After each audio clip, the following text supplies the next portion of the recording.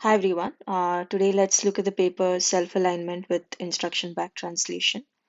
So, making these large language models useful to perform instruction following tasks basically either requires you to fine-tune this language model on human annotated instructions or do some sort of reinforcement learning with human feedback or human preferences or distilling the outputs from more powerful models like ChatGPT.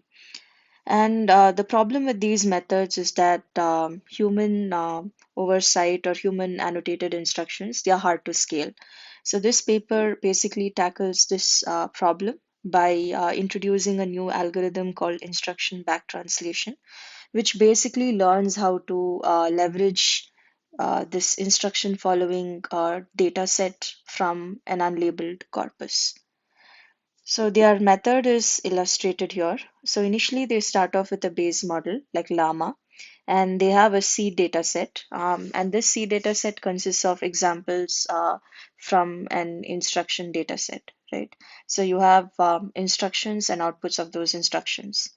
And this seed data set is used to train your model, and um, and then basically the trained model is used along with an unlabeled data, and the trained model is coming up with augmented data or candidates for instructions and outputs from the unlabeled data, right? Um, so this augmented data is large. So the next step, what they do is to basically filter out only the high quality data from this augmented data, and for that they use this iterative self curation step, right, where you basically have the model. You are training initially, at least at the first step, you're training the model with the seed data, and then you're using this model to basically assign a score to each of the augmented data, and based on a certain threshold k, you choose the highest scoring or the highest quality data from your augmented data set. You then use this augmented data set, which consists of far fewer examples compared to the augmented data, along with the seed data set to train your model M1, right? And then you repeat the process again. You're basically, now this is going to be a more fine-tuned and a better model. You're going to again use this model to score the augmented data set, which is generated by the initial model, and then you're going to generate a new subset of augmented data set, and you're going to use this to fine tune the model further, and then finally after two iterations you're basically getting your final model, and they call this model Humpback, right? So the method can basically be divided into two steps. One is the augmentation, the self-augmentation, where you're fine-tuning the model on an initial seed data and just getting a list of instructions and outputs from your unlabeled data. And the second step is self-curation, where you're basically choosing high-quality data from your augmented data and further training the model on this augmented data along with the seed data, right? And they call this method as instruction backtranslation, right? Um, so for the seed data, they basically have human annotated data, right? So that is like really good quality data. And the unlabeled data, they just use a web corpus, and from that, the model is extracting instructions and outputs to those instructions. And also they see that when you append additional sentence to examples, like for example, you clearly can demarcate the seed examples as well as the augmented examples. So the seed examples, you can basically, that can have a prompt to distinguish those examples as answer in the style of an AI assistant. When you're fine tuning your model, you can basically append these prompts. And also for the unlabeled, the augmented data, which is generated from the unlabeled corpus, you have answer with knowledge from web search, right? So these are the prompts which are appended to each of these examples. And for the seed data, they basically use examples from Open Assistant dataset.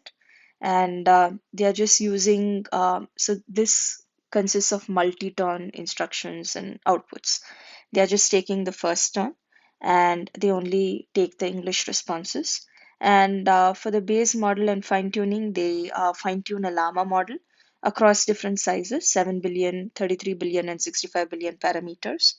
And the final model is basically called Humpback. And for the unlabeled data, they use clue web corpus, right? So for the scoring portion in the self curate, right, you have a prompt like this where you have an instruction saying you need to rate, you need to assign a score based on how an AI assistant would basically respond to an input. And you have a description of what each score means.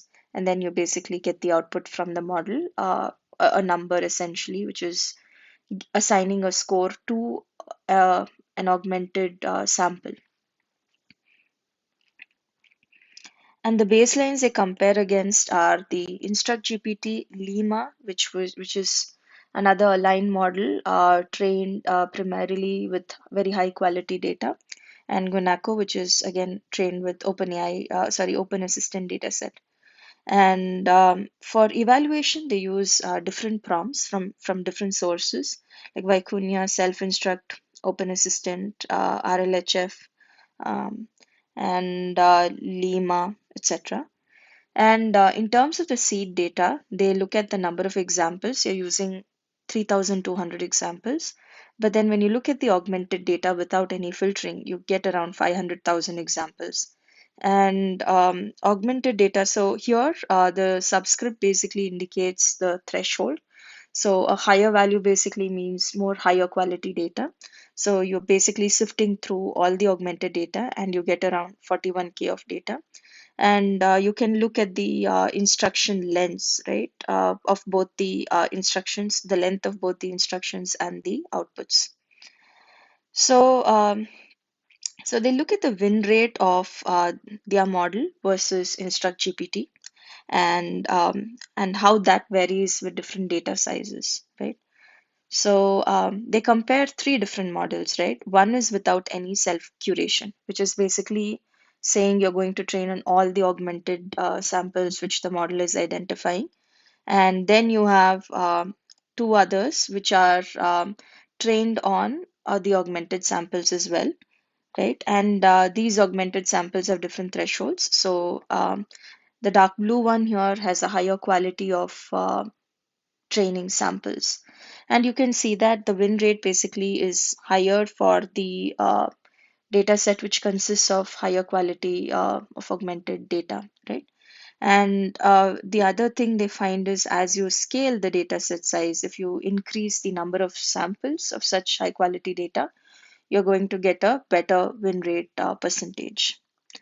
And they try to fit a line to basically map the win rate and the number of samples, and they measure the scaling coefficient alpha, right?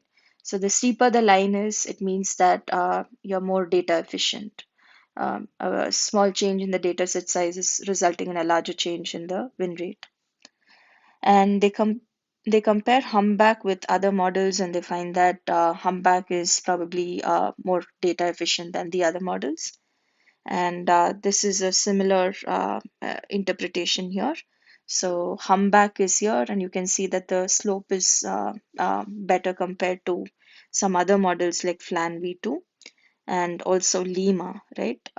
So the dashed lines here represent distilled models, where basically a bigger model, a more powerful model is used in generating data to fine tune this smaller model.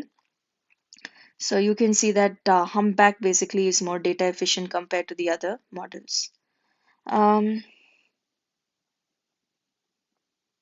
And then they basically perform evaluations on the different dataset sizes.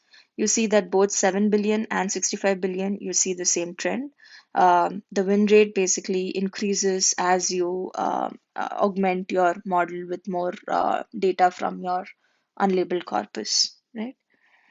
And so this they see that they basically measure the win rate, and this is measured over Instruct GPT. and it's evaluated by GPT-4. And you see that Humpback basically performs better when compared to the other non-distilled models, or when compared to um, you're not really comparing it with the proprietary models, which have like really good scores here. And then they also perform human feedback evaluation, where you compare Humpback with different models, and then you're basically seeing the win rate percentage, right? Like what percent of the time is your Humpback model preferred over the other different models which are compared here. And you can see that most of the time, Humpback is preferred compared to the other models, right, across all these models here. And then they also measure zero shot, they perform zero shot evaluation on a bunch of different NLP benchmarks. And they do find that most of the cases you can see that Humpback increases the performance on that benchmark compared to the initial Llama model, which wasn't trained with instruction back translation. Then they perform ablations on what is more important, whether it's the augmentation or whether it is um filtering of high quality examples, or what, right? So you can see that if you only train with the augmented data without any self curation, right? This is only the data, like all the data which is generated by the model, the win rate is not that high. And if you train with the augmented data with some filtering, you see that the win rate increases, but it's not as good as if you just had like the seed data, right? But the joint fine-tuning method which they propose, where they have the seed data as well as the augmented data which is filtered, you see that that method basically outperforms all these. So both of these aspects are important: augmentation, self-curation, as well as using the seed data. And then they also experiment with the different prompts. So if you recall, initially they said that they were separating out or they were demarcating the seed data and the augmented data by appending different prompts for both. So they find that when they do that, so during training, you can easily distinguish that. During inference, they just append both of them together. And they find that this basically gives an increased win rate compared to if you did not have any system prompts during training, or if you did demarcation during training, but then at inference, you did not have any system prompt, or you just had like one of the prompts. And they have more qualitative results here. So these are the improvements of Humpback compared to the baseline model, which is the original Llama model. And they find that you can see improvements in these areas. So information seeking and advice, you see the greatest improvements. And also when it comes to bias, you can see that Humpback is better at detecting biases compared to the original Llama, and this is on the Crosshair benchmark. And almost all different categories, it's able to detect bias better. But somehow with gender, the original model is better than the instruction back translated model. And then they also evaluate safety by looking at the performance on sensitive prompts, and they find that their model basically gives a cautious response. And appending with these prompts, which were used for the seed data, they yield safer responses. So yeah, the main takeaway here is this instruction back translation method, which basically shows how you can augment data, um, and how you can basically weed out that augmented data to pick high quality examples and train models, which gives a better win rate compared to the baseline model.